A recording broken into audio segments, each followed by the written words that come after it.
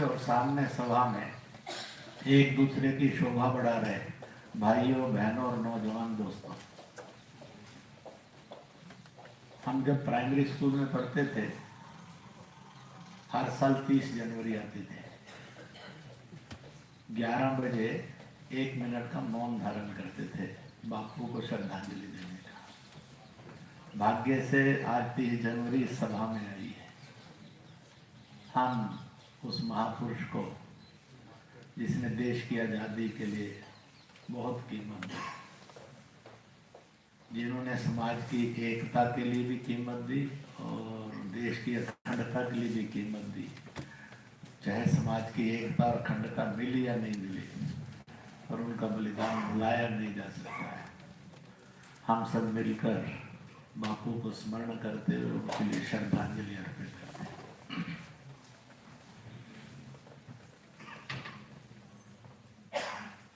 विश्व में अगर सार्वजनिक प्रश्न पूछे जाए तो चीज समझने के लिए बहुत सरल है। Name the nation, name the society, name the civilisation which accept all, which respect all, which adopts all। जो सबका सम्मान करती है, जो सबको स्वीकार करती है और सबको ग्रहण भी करती है।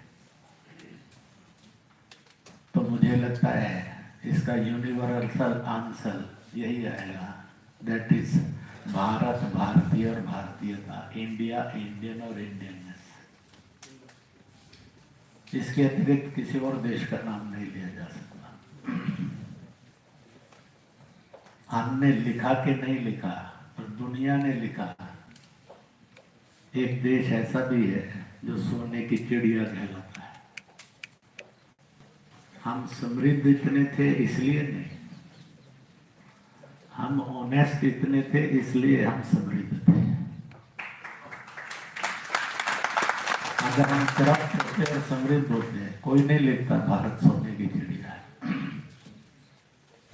आज शायद चीन ज्यादा समृद्ध होगा, अमेरिका भी बहुत समृद्ध होगा, जर्मनी और इटली, फ्रांस भी बड़े समृद्ध हो गए, तो भी दुनिया ने उनको आज तक सोने की चिड़िया नहीं लिखा। हमने हार्ड करेक्टर के लिए नहीं जाने जाते थे, हम सॉफ्ट करेक्टर के लिए जाने जाते हैं। अगर दुनिया के अंदर प्रश्न आ जाए, ऐसा देश बताओ जहां लोग घरों को ताला नहीं लगाते थे। ये स्थिति इसलिए थी, इसके बारे में दुनिया यही लिखेगी, वो भारत है, भारतीय और भारतीयता है। वो ये नहीं लिखेगी वो तुर्की है या ईरान है, वो ये भी नहीं लिखेगी कि वो अरब है, वो यूनान, रोमा, मिस्र है। ये भी नहीं लिखेगी कि वो ब्रिटेन और अमेरिका है, रूस, चीन है। लिखेगी भारत है। तो यह हमारा चरित्र बोलता है। इसलिए हमें दूसरे का धन मिट्टी समान लगता था। ये कहावत अगर जन्मी और श्लोक बना तो भारत में ही बना और दुनिया को दिया गया। ऐसी सभ्यता, ऐसा देश, ऐसा समाज बताओ जहां ये माना जाता है we have a common father, हमारा एक पिता है। जहां ये माना जाता है हमारी एक माता है। माता धरती माता के रूप में, पिता ईश्वर रूप में, अल्लाह, खुदा, गॉड, वाहिगुरु, जो जो नाम आया उसने कहा लोगों ने। भाषा में अनेक नाम है पर मालिक एक है। तो हम सब एक पिता की और एक माता की संतान है, इसलिए वासुदेव कुटुंबकम है। हमने ये नारे नहीं लगाए थे, हम इनको जीते थे। इसलिए विवेकानंद महान हो गए एक ही शब्द से। दुनिया भर के और अमेरिका के मेरे प्यारे भाइयों और बहनों, दुनिया ने अबाउट टर्न किया, जो सबसे पीछे खड़ा था वो अग्रेसर हो गया, जो सब आगे खड़े थे वो सब पीछे चलने लगे। Who made the culture made.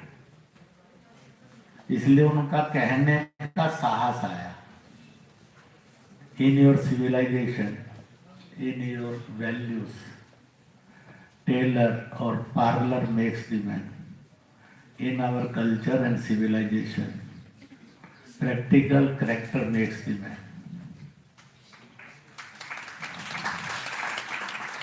हमने किधर जाना है, दुनिया से पूछा गया। अतिथि को देवता मानते हैं, चाहे वो रावण के भी रूप में होगा, धोखा खाया होगा, पर हमने आतिथ्य को नहीं सीखा। इसलिए दुनिया ने लिखा, अजीब सभ्यता है, अजीब समाज है, झोपड़ी में गए या महल में गए, पानी 2 बार आता है। जब गए और भोजन के लिए बैठने लगे तो हाथ और पैर जब धोए तो पानी था, जब भोजन करके उठे और तब फिर हाथ धोने थे तो पानी था, पर जब बीच में भोजन कर रहे थे तो पानी के दर्शन नहीं होते थे, शरबत होते थे। सामान्य होगा तो 1-2 शरबत होगा, थोड़ा असामान्य होगा तो 5-10-15 शरबत होगा। पर अतिथि का स्वागत करना और सम्मान करना, जहाँ जीवन धन्य माना जाता था, ऐसी भी दुनिया में एक सभ्यता थी, ऐसा समाज भी था, ऐसा देश भी था। इसी को भारत कहा गया। बाकी सबके पास 1-1, 2-2 नाम है, हमारे पास जरा अनेक नाम है। आर्यव्रत से हम आर्य और आर्यत्व वाला देश माने जाते हैं। भारत से हम भारतीय और भारतीयता वाला देश माने गए।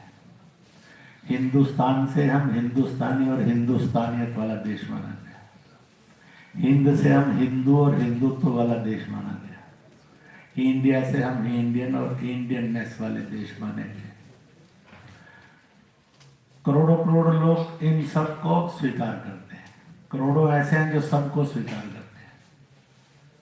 कुछ की लाइकिंग डिसलाइकिंग है, इतनी तो छूट देनी पड़ती है। पर अगर डिसलाइकिंग है तो लड़ना चाहिए, सर उतार देना चाहिए, कत्ल करना चाहिए, पूजा स्थल ढा देने चाहिए। ये हमने ना सीखा, ना समझा, ना समझ में आता है। आज भी कोई हमें समझाना चाहे तो बड़ा कठिन है। कुछ समय पहले की बात है, मेवात के लोग आए थे, वहां पर गाय का कैसा कत्ल होता है, लड़कियों को कैसे उठाया जाता है, कैसी है, सब था। उन्होंने कई तरह की बातें की। तो जब सब बात हो गई, मुझे कुछ फोन करने थे उनके लिए, वो कर दिए। मैंने कहा चलिए अब जरा शांति से उठकर जाया जाए। तो जो चोर हैं, लफंगे हैं, गुंडे हैं, बदमाश हैं, राक्षस हैं, रावण है कि कंस है कि हिरण्यकश्यप है, इनको छोड़कर सब में सद्भाव हो। तो किसी ने नहीं नारा लगाया। हम आज भी ये नहीं कहने वाले हैं कि जो चोर हैं, लड़की छेड़ने वाले हैं, नशे वाले हैं, हिंसक हैं, राक्षस जैसे हैं, इनको छोड़कर बाकी सुखी हो। हम आज भी ये कहेंगे प्राणियों में सद्भावना, विश्व का कल्याण, वसुदेव कुटुंबकम। उसमें हम सब शैतान और राक्षसों को भी गिनते हैं। इसलिए गिनते हैं क्योंकि we are a nation and a society of the values, we hope for all, कि ये भी कभी ना कभी सद्भाव के रास्ते पर आए। हम ये कभी मानकर नहीं चले कि ये कभी सद्भाव के रास्ते पर नहीं आएगा। हम मानकर यही चलेगा, दे विल कम, जब आएंगे। इसलिए हमने इसको लादा नहीं, हमने इसको जिया। इसलिए लोगों ने हमारे बारे में लिखा है। हम अगर इसको लादते तो शायद लोग स्वीकार नहीं करते। इसलिए हम कैसे हैं ये हमने नहीं लिखा, हम कैसा करते हैं ये हमने किया है, लोगों ने लिखा है। हम उसको जिए हैं, लोगों ने उसको बोला है, हमने नहीं बोला।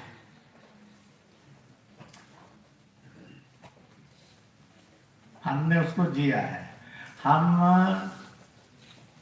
शबरी की कुटिया में गए हैं। हमने ये नहीं कहना कि शबरी की कुटिया में जाने से छुआछूत समाप्त होता है, हमने नहीं बोला, हमने इसको जिया।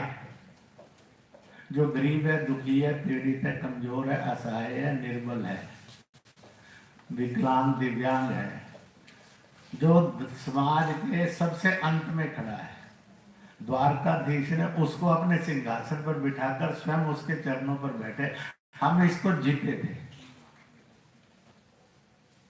इसलिए हमारा ईश्वर भी इसको जीता था।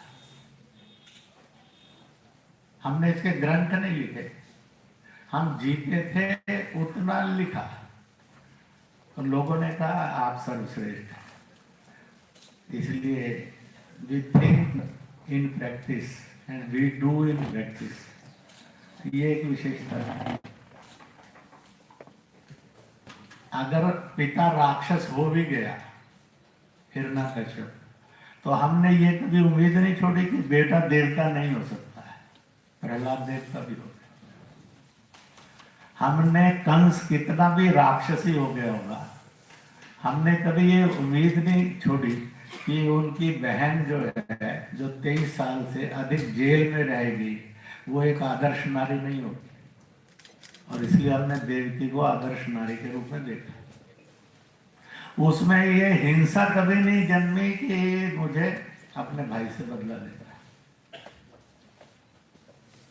उसके मन में इतना ही आया कि भाई के, मेरे पुत्र के द्वारा इसका उद्धार हो जाए, शायद मृत्यु ही इसका उद्धार का मार्ग होगी, और कोई उद्धार का मार्ग नहीं है। तो उद्धार करने का काम किया। इसलिए हमारे यहाँ ये नहीं कहते थे कि ब्रह्मा रचना करता है, विष्णु पालन करता है, शिव संहार करते हैं, ये पश्चिम की कल्पना है। हमारे यहाँ थे कि ब्रह्मा रचना करता है, विष्णु पालन करते हैं, शिव उद्धार करते हैं। इसको सुधार लेना चाहिए। जो आज भी संहारक बोलते हैं, उन्होंने अन्यथा और अन्याय नहीं करना चाहिए। न्याय नहीं कर सकते तो अन्याय करना नहीं चाहिए।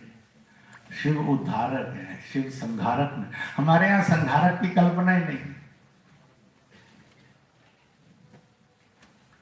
दुनिया में हजारों नदियां हैं, सब पवित्र हैं, परंतु जो मोक्ष देती है वो गंगा है। हमने इसको दुनिया को जाकर ढंढोरा पीट कर नहीं कहा, लोगों ने माना आए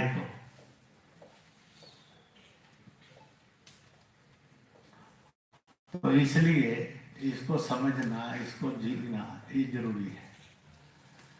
आज हम एक पत्रिका जो त्रैमासिक है, उसके लोकार्पण पर आए हैं। वैसे तो संवाद के लिए सुनना और सुनाना सबसे बड़ा एक संवाद का मार्ग होता है। कोई सुनाएगा और कोई सुनेगा तो संवाद होता रहेगा। लिखने और पढ़ने से भी संवाद होता है। कोई लिखेंगे और कोई पढ़ेंगे तो भी संवाद होता है। संकेतों में भी संवाद होता है। और वैसे सबसे ताकतवर संवाद उसको कहा गया है जो बेजुबान होता है, क्योंकि silence is the most powerful answer and most powerful way of talks. इसलिए चेहरा पढ़ना जानता है और चाल देखना जानता है, उसको भी संवाद होता है। इसलिए बहुत अच्छे लोग उसमें कहते हैं वो बोला कुछ नहीं, ना बोलना बहुत बड़ा संवाद होता है, क्योंकि इससे आदमी की क्वालिटी का बहुत बड़ा विकास होता है। और संकेतों में भी होता है। मेरे और आपके घर में भी संवाद होता है। जिनके घरों में डॉगी पाला होता है, आजकल कुत्ता कहा तो लगता है खराब है, डॉगी कहा तो जरा अच्छा है। अंग्रेजी में गाली दी तो नॉनसेंस नहीं लगता, हिंदी में गाली दी तो नॉनसेंस लगता है। अब ये दुर्भाग्य है, पर तो भी हमने स्वीकार किया। इसलिए आदमी हाथ में बिस्कुट लेता है, सामने डॉगी होता है और एक भाषा बोलता है जिसका आज तक लेखन नहीं हुआ, और वो सर्वत्र विश्व में प्रचारित है। इसका कोई लेखन हुआ आज तक? और ये कौन सी जुबान की भाषा है ये भी कोई नहीं जानता। ये हिंदी है, उर्दू है, अंग्रेजी है, संस्कृत है, चीनी है, रशियन है, सब जगह यही है। चीन वाला भी यही बोलता है अपने कुत्ते को बुलाने के लिए, डॉगी को बुलाने के लिए। और हम सब भी बोलते हैं, गरीब भी यही बोलता है, अनपढ़ भी यही बोलता है, अमीर भी और वाइस चांसलर और बाकी क्या नाम IAS अफसर भी यही बोलता है। वो दौड़ता है, आता है, खाता है, लिपटता है। कहीं गलती से उस समय मालिक परेशान हो या किसी काम में व्यस्त हो तो फिर वो अंग्रेजी बोलता है। डांटने में अंग्रेजी का उपयोग करता है, बुलाने में पता नहीं किस भाषा का उपयोग करता है। और कहता है डॉगी सिट, वो बेचारा सहम कर बैठ गया। तो बोला कौन सी यूनिवर्सिटी में अंग्रेजी पढ़ने गया था? पर संकेत थे, संवाद हुआ कि नहीं। मैं हवाई जहाज में आ रहा था तो उसमें विदेशी लोग थे, आ नहीं रहा था दिल्ली, तो मैं काशी जा रहा था। तो वहां जाते ही हैं लोग, अब तो और संख्या बढ़ गई है। पहले भी बहुत आते थे, दुनिया भर के सब धर्मों के आते थे और अधिक आने लगे। तो मैंने देखा कि 8-10 जो विदेशी, मैं जहाँ बैठा था उसके पीछे की सीटों पर बैठे थे। बच्चा कोई रो रहा था, अब वो क्या रो रहा है, रो रहा था बस इतना ही पता है। उसकी देखा तो फिर वो एक महिला खड़ी हुई उसकी गोद में था, तो वो कर रही थी। मैंने कहा मेरे घर में भी ऐसे ही करते हैं जब बच्चा रोता है। मैं थाईलैंड गया, वहाँ भी ऐसे ही करते थे। मैं इंडोनेशिया गया, वहाँ भी ऐसा करते थे। ये किस देश के हैं मालूम नहीं है, पर सारे दुनिया के देश में। और थोड़ी देर बाद बच्चे को लगता है ये भी मेरे जैसी है, और माँ को लगता है मैं भी बच्चे जैसी हूँ। संवाद होता है, वो चुप हो जाता है, खा लेता है और आराम कर लेता है। कौन कहता है ये संभाषण नहीं है? जो कहता है ये संभाषण नहीं है वो बच्चे को पाल कर देता। और चाइल्ड केयर की दुनिया में जितनी किताबें हैं, मेरे पास भी 15-16 हैं, जिन्होंने लिखी है उन्होंने सपरेट भेज किया, उसमें ये कहीं फार्मूला नहीं है। और दुनिया का कोई घर नहीं है इसके बिना बच्चा पलता। तो इसलिए संवाद के इतने रूप हैं। जिनको संवाद भाषा आती है वो वृक्षों से भी बात करते हैं, वो पक्षियों से भी बात करते हैं। कहते हैं हम 5-7 जुबान जानते होंगे, जो सबकी जानता है, पत्थर की भी जुबान जानता है, उसी को मालिक कहा गया। उस पर निष्ठा करना, इंसान कभी शैतान नहीं बनेगा, ये गारंटी।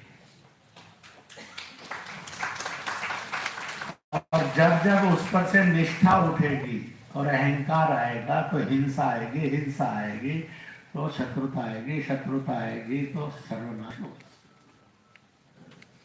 इसलिए चीन की प्रगति शांति नहीं ला सकी, उसने दुनिया को कोरोना दिया और 80 लाख लोगों को मौत के घाट उतार दिया।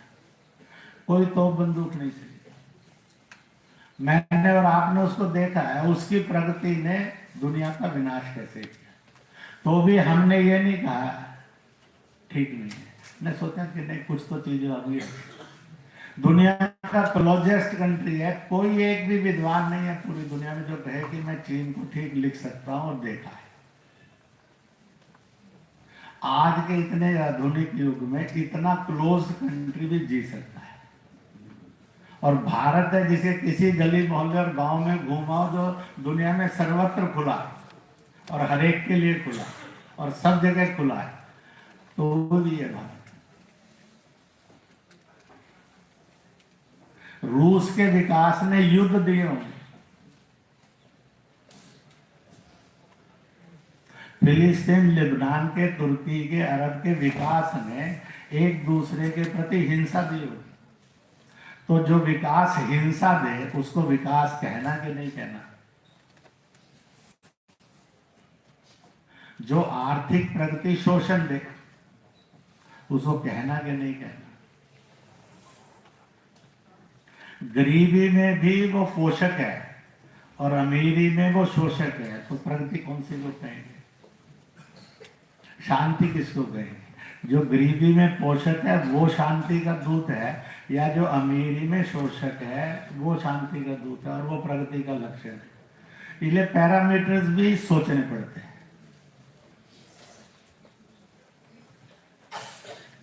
और वो सोचेंगे तो रास्ते निकलते हैं। इसलिए रिस्पेक्ट फॉर ऑल। मैं अभी केरल था संघ के प्रवास पर, तो डायलॉग थे संघ के कार्यक्रम को छोड़कर, ईसाइयों से छोटे और बड़े ग्रुप में, मुसलमानों से छोटे और बड़े ग्रुप में, फिर दोनों से मिलाकर। मैंने उनको हंसते हुए ऐसे ही कहा, सब बातें करते करते, वो विषय नहीं है आज का, परंतु दूसरी बात कहूँगा। मैंने कहा कि हिंदुस्तान में पहली चर्च कम्युनिटी ईसाई व्यापारी के रूप में ट्रावनकोर इस पर सी पोर्ट पर ही लगे थे। वो आए तो ट्रावनकोर का जो उस समय महाराजा था, उसने उनको अतिथि देवो भव के रूप में चर्च बनाने के लिए जगह ही नहीं दी, चर्च बनाने के लिए धन भी दिया, और कॉलोनी बसाने के लिए कॉलोनी की जमीन उनसे मार्क करवा के डेवलप की। उन्होंने कहा ये मेरा राज धर्म है, क्योंकि सनातन ही मानवता और मानवता ही सनातन है, ये ठीक हुई। और उसके 250-300 साल बाद जब पहला इस्लाम मतावलंबी जहाज आया, जहाज तो नहीं कहना चाहिए उसमें की नौकाएं, वो आए और नौकाओं का बेड़ा आया, तो उनको भी उस समय के ट्रावनकोर के हिंदू राजा ने, सनातनी राजा ने मस्जिद भी बना कर दी और उसकी है। और मैंने कहा आप देश में मंदिर गिराने में लग गए, आपको तो थैंकफुल होना चाहिए था मंदिर वालों का, ये काहे को धंधा किया। और आज तो कम से कम कह दो कि धन्यवाद है, अगर ट्रावनकोर के महाराजा ने ये 2 बस्तियां और 2 स्थान पूजा स्थल नहीं बनाए होते तो हिंदुस्तान के अंदर चर्च की और इस्लाम की एंट्री नहीं होती मस्जिद।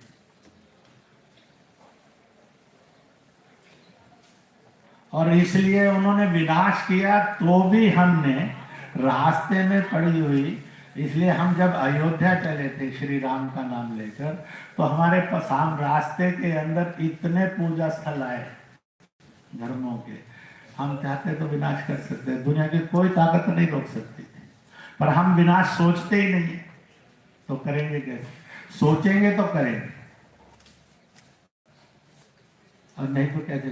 अयोध्या में सब जानते हैं कि अयोध्या जो फैजाबाद पहले कहलाने लग गया था, उसकी सारी परिधि के अंदर 22 मस्जिदें हैं उसकी परिधि के अंदर 13 दरगाहें भी, सर्वे किसी को किसी ने गलती से भी छुआ नहीं। अगर आक्रोश एंटी मुस्लिम होता तो फिर क्या होता, एंटी इस्लाम होता तो क्या होता? सिर्फ न्याय प्राप्ति का आक्रोश था, अन्याय से मुक्ति थी, अत्याचार से मुक्ति थी। इसलिए हम पहले ऐसे नहीं थे, हम आज भी इसी तरह थे। अगर आक्रोश को कोई कहता है ये एंटी मुस्लिम एंटी इस्लाम था, तो सर्वदा एनालिसिस उसका योग्य है कि अयोग्य है, उचित है कि अनुचित है। मैं इसलिए कह रहा हूं, मैंने लाखों लाख मुसलमान से इंटरेक्ट किया, मैंने लाखों लाख ईसाइयों से इंटरेक्ट किया, जो सत्य और सही है उसका साक्षात्कार उनको क्यों नहीं होना चाहिए? हमने उनकी निंदा नहीं की, जैसा राजपूत जी बोल रहे थे, सबका सम्मान और सबके मूल तत्वों को बताना, हमने उनका सम्मान ही किया, परंतु वो कोई भी आरोप लगाकर और वह उन सिद्धांतों का अपमान करें, ये उनको सोचना चाहिए, भाई दे आर डूइंग रॉन्ग, वो गलत क्यों करते,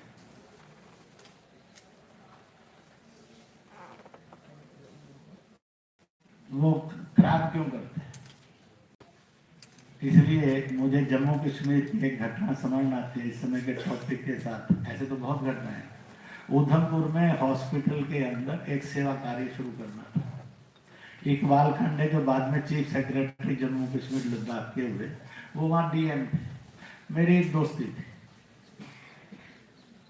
ऐसे जबकि हमारी जन्म कुंडलियां नहीं मिलती थी, टेवड़े नहीं मिलते थे, पर दोस्ती थी। तो मैंने कहा हमारी इच्छा है कि आप अध्यक्षता करें कार्यक्रम की, क्या तो मैं आऊँगा।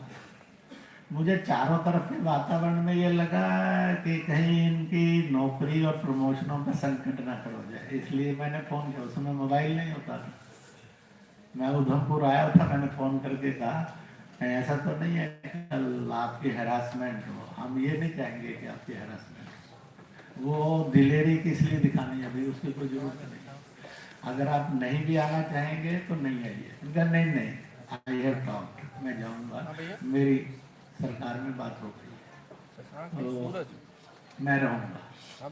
वो आए, था। जितने मरीज आते हैं उनके लिए तो सरकार केयर करते हैं, मरीजों के जो अटेंडेंट आते हैं उनकी भी केयर की जाए, और मरीज के पास जो कुछ बहुत एक्स्ट्रा चीज होती है जिसकी रोज जरूरत नहीं पड़ती उसमें भी मरीज को मदद दी जाए। ऐसा हेल्थ सेंटर, कंबल मिलेगा, थर्मामीटर मिलेगा, पेशाब का बर्तन मिलेगा, ऐसी सब चीजें।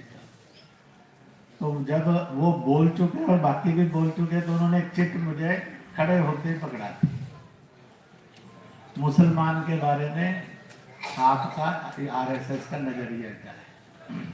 बड़ा स्पेसिफिक था, पर वो लागू आप सब पर कर सकते हैं। मैंने कहा ये उत्तर मुझे अकेले में आपको देना है कि सबके सामने प्रश्न पढ़ दूं और सार्वजनिक उत्तर दूं? उन्होंने कहा आप सबके सामने पढ़ सकते हैं। मैंने वो पंक्तियां पढ़ दी जो बोली है, और उत्तर भी मैंने सार्वजनिक दिया। मैंने कहा कि समाज मार्केटिंग होती है, वस्तुओं की मार्केटिंग होती है, जानवरों की मार्केटिंग होती है, चीज़ों सब्जियों की, फ्रूट की होती है, ऐसे होते हैं, लोग देते हैं, खरीदते हैं, लेते हैं। मनुष्यों की मंडी भी लगती है, ऐसा हमने सुना था, वो गुलामों के रूप में। आज तो नहीं है। दुनिया के अंदर वो पाप और अनर्थ खत्म हो गया, परंतु ऐसा इतिहास में सुना, फोटो भी देखी, पढ़ा भी है, और उसके अत्याचार भी सुने। परंतु आज लोकतंत्र के जमाने में भी मंडी लगती है। धार्मिक सत्संग होते हैं, वहाँ लोग इकट्ठे होते हैं, सामाजिक होते हैं, राजनीतिक होते हैं। तो राजनीतिक मंडी में थोड़ा फर्क है। राजनीतिक मंडी में जब लोग इकट्ठे होते हैं तो नेता ये समझते हैं ये वोटर है, और उसकी वोट लेने के लिए वो कीमतें बोलता है। तो मुसलमान जब से है भारत की आजादी के लोकतंत्र में, वह वोट के चुनाव की मंडी में वोटर के रूप में जाता है, और वहां कीमतें लगती हैं। जो बढ़िया कीमत लगाए, अच्छी कीमत लगाए, उसके हाथ बिक जाता है। फिर नेता और पार्टी ये कहता है एहसान किस बात का है, तुझे खरीदा भाई, मुफ्त में थोड़ी लिया है जो एहसान तुमने हुआ। इसलिए 5.5 साल, 4.5 साल वो एहसान मुक्त रहता है, और अगली बार की तैयारी करता है कीमत कौन सी देनी है। तो आप लोग वोट की मंडी में एक वोटर के रूप में खरीदे और बेचे जाते हैं। जो खरीदे और बेचे जाते हैं उनका कोई सम्मान नहीं रहता है, और उनका भविष्य भी नहीं रहता है। आरएसएस ये समझता है कि आप हिंदुस्तानी, आप इंसान हैं, आप मजहब से मुसलमान हैं, इसलिए हमें आपकी खरीद फरोख्त करने की जरूरत नहीं है, और इसलिए बीए हिंदुस्तानी, बीए गुड हिंदुस्तानी। तो हमारी अप्रोच ये है, उनकी अप्रोच ये है, फैसला आपको करना कि आपको बिकाऊ माल बनकर कितने साल जीना है और स्वाभिमानी हिंदुस्तानी बनकर कितने साल जीना है। मैंने उसको कोट भी किया के लिए, इसलिए, पर इसमें लड़ाई नहीं मेरे साथ से हुई, जो हमने किसी के अपमान करने के लिए भाषा का प्रयोग नहीं किया। उसका सम्मान करते हुए हमने उसके विवेक को जागृत करने का प्रयत्न किया, और लाखों लाख से सम्मान किया।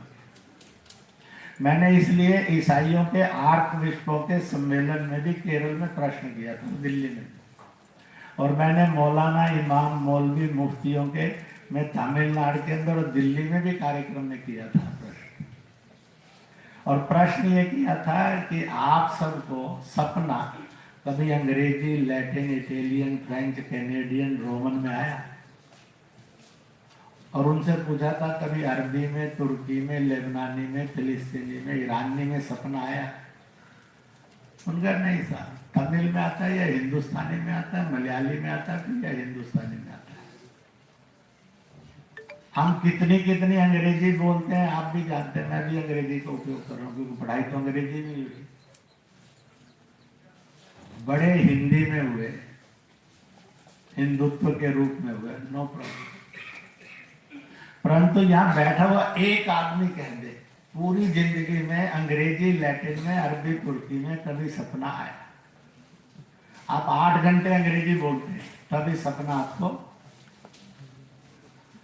अब इस ड्रीम यूनिवर्सिटी का वाइस चांसलर कौन है, या इस ड्रीम और इस यूनिवर्सिटी का सीईओ कौन है इंडस्ट्री का?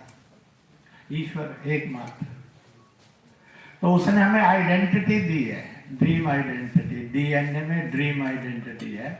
हम सब हिंदुस्तानी थे, हैं और रहेंगे। मालिक के इस सत्य को जिस दिन समझेंगे तनाव मुक्त हो जाएंगे।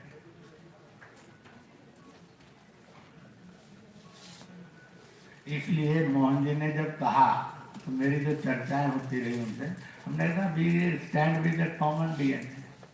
D means dream and face identity. England का प्रधानमंत्री ऋषि सुनक कोई चेहरे से कह दे कि वो ब्रिटिश है, कोई नहीं कह सकता। लोगों ने पहले दिन से लिखा, जिस दिन वो कंपटीशन में आया, भारत मूल का। कमला हैरिस के लिए भी लिखा। आज उस पार्लियामेंट की फोटो देखेंगे तो तुरंत लगेगा is non British, is also known American. तो अपनी आइडेंटिटी को स्वाभिमान से जीना, अहंकार मुक्त जीना। विवेकानंद जी तो विश्व के श्रेष्ठतम इंसान हो गए, ऋषि सुनक दिया। इंग्लैंड ने तो दुनिया में अत्याचार करे, करोड़ों के कत्ल किए, तो शासक बना। हमने तो जिसको न्यूनतम हिंसा कहते हैं, गाली देना या गुस्से में देखना, हमने तो इतनी भी नहीं की, हम इंग्लैंड के रूलर हो गए। होना सीमा पर भी और अंदर भी। अब उसने भाग्य में नहीं लिखवाया कि उसका जन्म तो आत्मा से हुआ। अब भाग्य लिखा ही नहीं गया, अल्लाह ने नहीं लिखा तो क्या कर लो।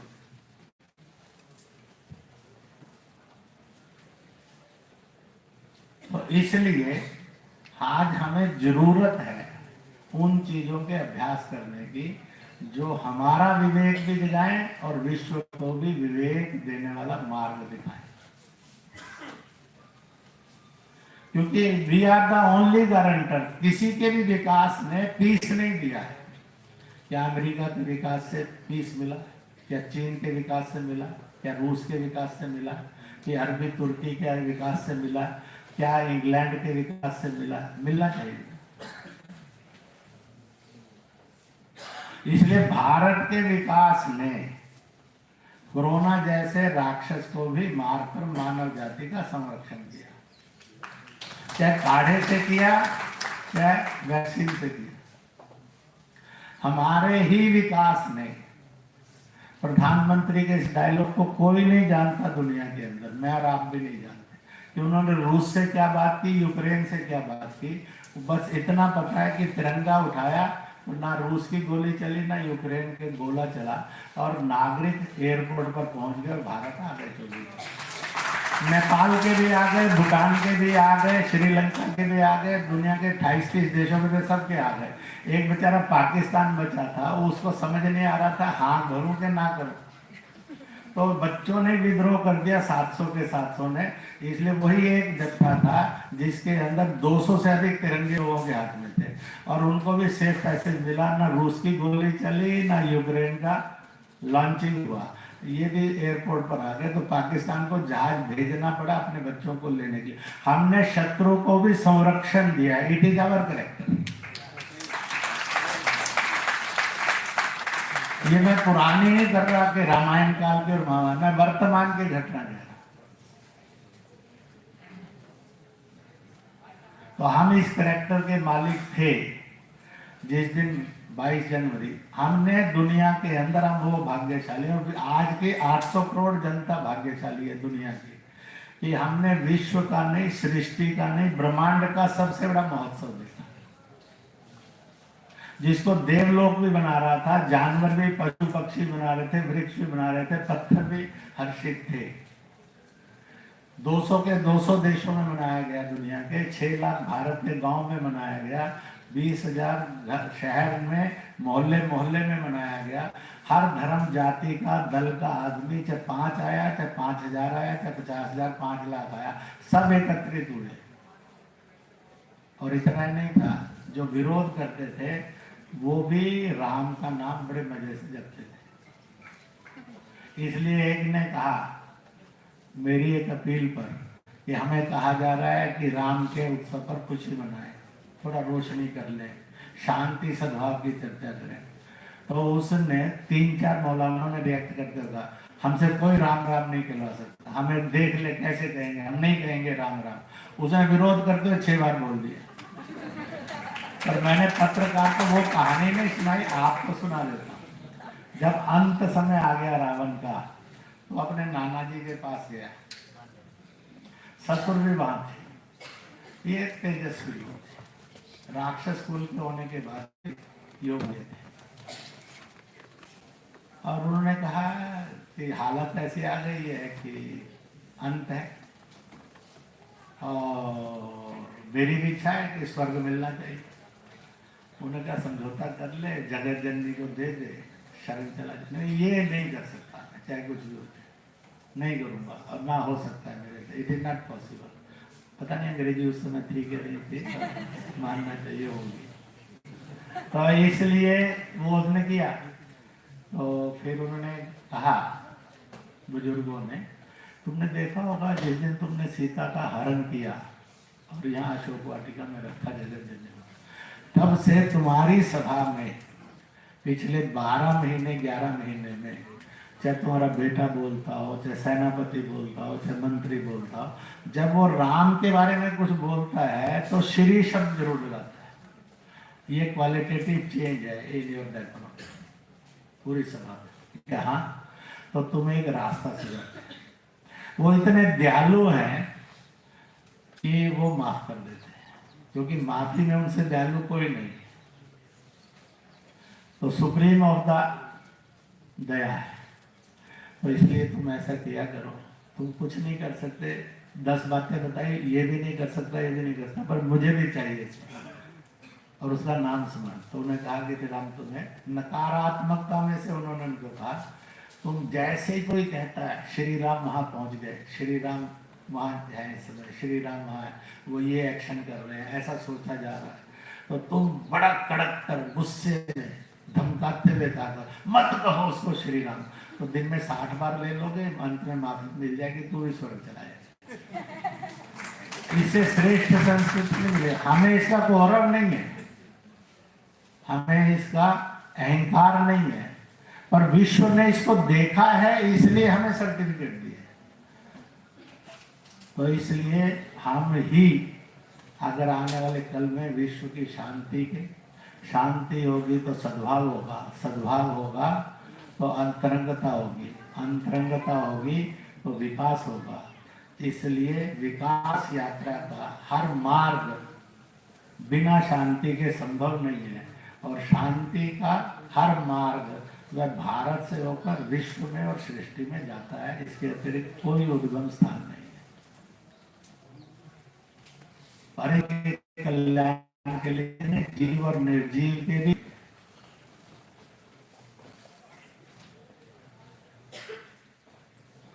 तो इसलिए यह अवसर अब अपने पास है। इसलिए फैंस वालों ने ये विषय चुना, विश्व शांति। भारत की समृद्धि में, भारत की एकता अखंडता में यह निहित है, और इस कर्तव्य को निभाना है तो मुझे और आपको उसका सैनिक कहिए, उसका पहरेदार कहिए, उसका घटक कहिए, बनना ही हो। तो इसलिए एक नए विश्व को सजाने के लिए हमारे ऊपर जिम्मेवारी आई है। वो तब हो सकती है जब मैं और आप संकल्प करेंगे, हम ऐसा बनेंगे और अपने परिवार से इस यात्रा को शुभारंभ करेंगे कि भारत दुनिया के अंदर सब प्रश्नों का समाधान वाला भारत है, और इसलिए हर आदमी समाधान के लिए काम करता है, संकट के लिए नहीं करता। We are not for a change, we are for a development. हमारे हर चीज में से परिवर्तन नहीं है, उस परिवर्तन की बजाय हर चीज में से विकास है। मैं गरीब दुखी पीड़ित को थोड़ा दुत्कार देता था, आज के बाद राम मंदिर बना, मेरी जिंदगी में क्वालिटेटिव फैमिली में चेंज है। वी रिस्पेक्ट, हमने देखा है राम को शबरी के यहाँ जाते हुए और द्वारकाधीश के सिंहासन पर सुदामा को बैठते हुए। इसलिए जो गरीब दुखी पीड़ित कमजोर असहाय निर्बल है, केवल उसको मदद करना, ये मियरली इकोनॉमिक्स है, ये ह्यूमैनिटी नहीं है। उसको प्यार करना, उसको सम्मान करना, मदद करके उसको सुख और खुशियां देना, ये ह्यूमैनिटी है। अगर प्यार नहीं किया और सम्मान नहीं किया, मदद की, तो इतना तो है कि 33% मार्क्स तो आ जाएंगे, पर मेरिट नहीं बनेगी। मेरिटोरियस इसलिए बनी कि कृष्ण बैठे, उनको संकोच नहीं हुआ दुनिया मुझे क्या कहे। शबरी के गए और झूठे फल खाए, राम ने ये कोर्स नहीं की कि तो यानी ये वाक्य कहता है कि जो गरीब का है वो सबका है। राम गरीब के बने तो वो सबके बन गए, कृष्ण गरीब के बने तो वो सबके बन गए। तो क्या इस अहंकार से मुक्ति होगी? इसलिए प्रश्न भी खड़े होंगे, उत्तर भी देने होंगे और देने ही होंगे।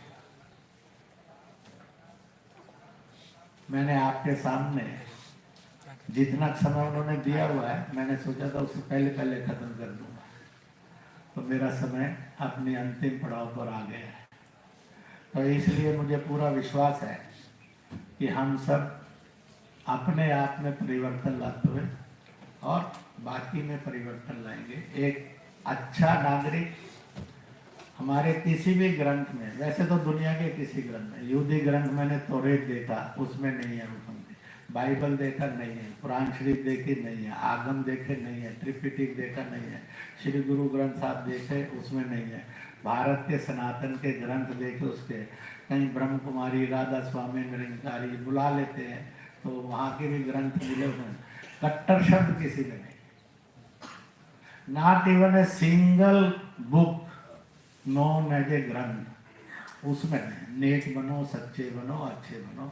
कट्टर बनो मतलब शैतान बनो, नेक सच्चे अच्छे बनो तो इंसान बनो। झंझट का काम है इंसान बनना, इसलिए कट्टर बनते हैं लोग।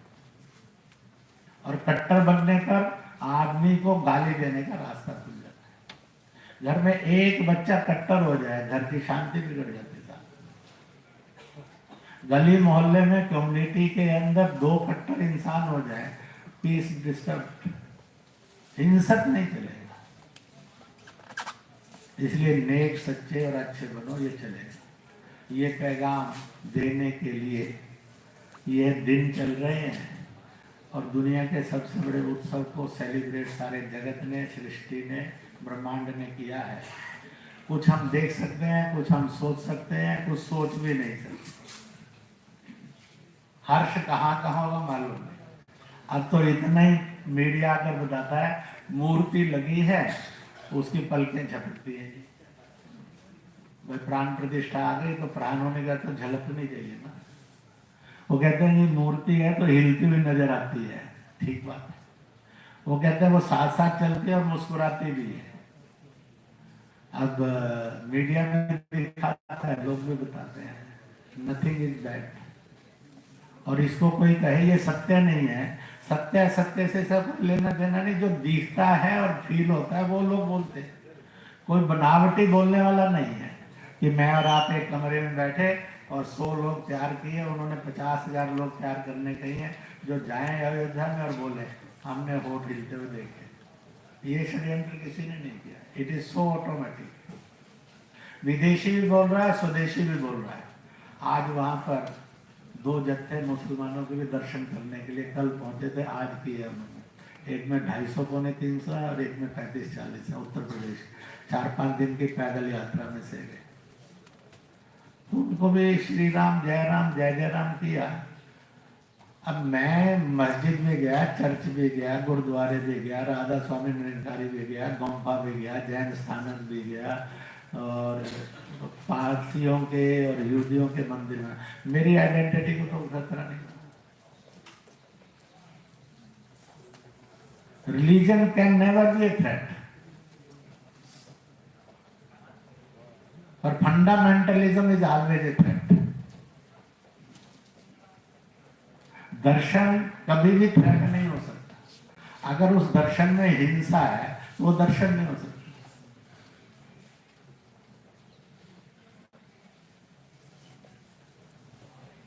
तो इन्हीं शब्दों के साथ यहाँ दशक पुस्तकें हमारे पास हैं रखी हुई। राम मंदिर, राष्ट्र मंदिर, एक सांझी विरासत। जम्मू कश्मीर में मेरा जो मुसलमानों से डायलॉग हुआ, उस डायलॉग को अध्ययन पूजनीय सुदर्शन जी ने भी किया, जो 5th सरसंघ चालक थे। वहाँ से लेकर यहाँ तक जो 400-500 कार्यक्रम हुए, डायलॉग जितने कड़वे, तीखे, जहरीले विषय हो सकते हैं, सब पर डायलॉग। क्योंकि मीठे मीठे डायलॉग दुर्घटनाग्रस्त हो जाते हैं। आदमी के अंदर सत्य को जानने का रास्ता नहीं मिलता, और इसलिए कहा गया है झूठ हमेशा मीठा होता है, सच हमेशा कड़वा होता है। इसलिए मीठा मीठा बोले तो झूठ की मिलावट, सच्चा सच्चा बोले तो वो कड़वा लगता है। अब ये तो मैंने और आपने नहीं बनाया, ईश्वर ने ही गुण दिया उनको। मैं तो और आप तो भोगने वाले। तो इसलिए सबकी वो सारे डायलॉग में से कुछ चुनकर 70-80 मुसलमानों के, 8-10 संतों के, विश्व हिंदू परिषद के नेताओं के, कुछ बीजेपी के नेताओं के, पूजनीय सुदर्शन जी, पूजनीय मोहन जी के, मैं सब संवादों का प्रत्यक्षदर्शी हूँ, इसलिए मेरे उन सब के भाषणों से ये युक्त है। डॉक्टर गीता सिंह और डॉक्टर आरिफ खान भारती, दिल्ली विश्वविद्यालय के, इन दो ने उनको लिखा है, संजोया है, क्योंकि ये दोनों आखिर के कुछ डायलॉग के हिस्से थे। और इसलिए इसकी 10 प्रतियां मैंने इनको कहा था, तो कि आप चिट दे दीजिए, लिख कर दे दीजिए, तो उन सबको सप्रेम भेंट करते हैं। बाकी उसका जो सॉफ्ट वो है बाइंडिंग, वो कीमत तो 699 लिखी है, पर हमने पब्लिशर को कहा था 300 छोड़ दो इसमें। उनको 99 शब्द किसी ज्योतिषी ने बताया तुम्हारे लिए बड़ा मंगलकारी है, इसलिए वो हर किताब की कीमत 99 में रखते हैं, 75 में भी नहीं रखते, 100 में भी नहीं रखते। तो ठीक है, अपना अपना स्वभाव है, अपनी अपनी सोच है।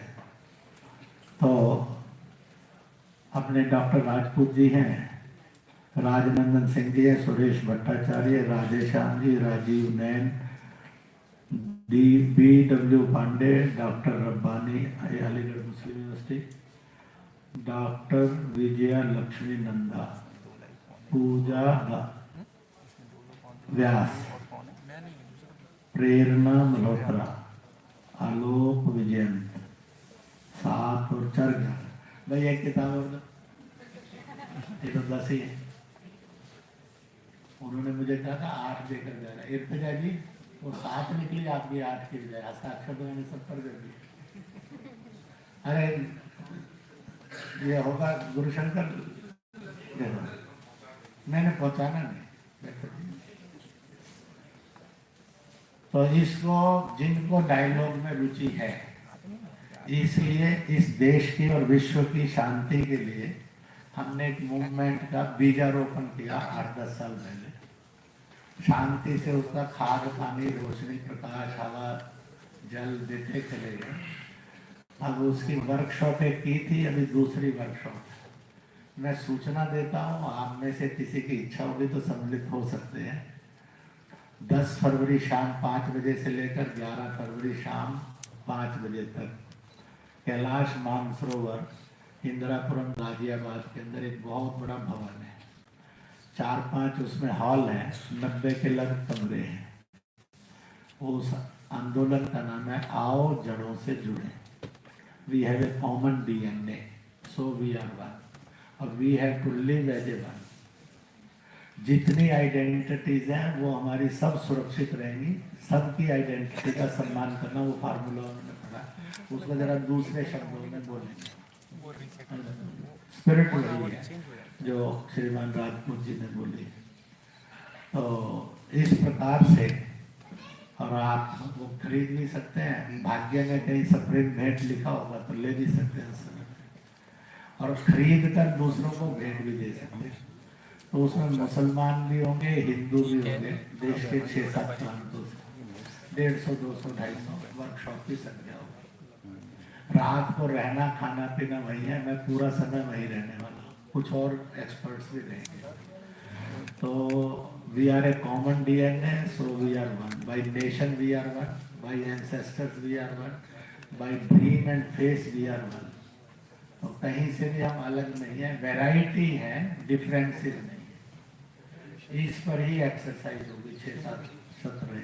आप में से कई अच्छे विचार रख भी सकते हैं, इसको जमीन पर उतारना और सॉल्यूशन ऑफ जो कन्वर्शन है, सॉल्यूशन ऑफ हेटेडनेस है, सॉल्यूशन ऑफ वायलेंस है, इसकी तरफ भारत में तेज गति से बढ़ना। ऐसे जो अनेक रास्ते हैं उसमें ये है। तो आप में से जो उसमें रहने की इच्छा रखते हैं सुनने के बाद, वो जरा हाथ खड़ा कर। बात है, सारे आएंगे तो झंझट नीचे कर। और जो रात को भी रहना पसंद करेंगे वो हाथ खड़े कर लीजिए, क्योंकि फिर उतने बिस्तर तो कहना पड़ेगा ना मुझे। नीचे कर लीजिए, क्योंकि भोजन, नाश्ता, बिस्तर वो सब प्रबंधकों की तरफ से है, इसके लिए कोई खर्चा नहीं है। आना जाना अपना अपना मानेंगे। मैं पूरा समय 10 दोपहर को पहुंच जाऊंगा, 11 रात तक वहां रहकर फिर आऊंगा। तो वहाँ डायलॉग करेंगे, आप सबको निमंत्रण है। अब यहाँ जो आयोजक है उनमें से पूरे उपस्थित में एक है हमारे शाहिद अख्तर जी, प्रोफेसर साहब, खड़े हो जाइए। तो इसलिए इस मूवमेंट का नाम है आओ जड़ों से जुड़े। It is a fresh and new movement in the history of mankindness. और इन 11 के 11 को कहता हूँ कि मंच पर आ जाए, सबको एक भेंट कर दी जाए, और अखबार वाले इसकी फोटो खींच ले, ना फोटो वाले इसकी फोटो ले ले देना भाई, सबको मैं फोटो ले लेता हूँ।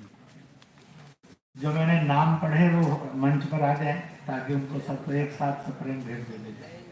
राजपूत जी हैं, राजनंदन जी है, सुरेश भट्टाचार्य, राधेश्याम जी, राजीव नायन है, BW पांडे है, डॉक्टर रब्बानी है, विजय लक्ष्मी है, पूजा व्यास है, मल्होत्रा है, आलोक विजयन है।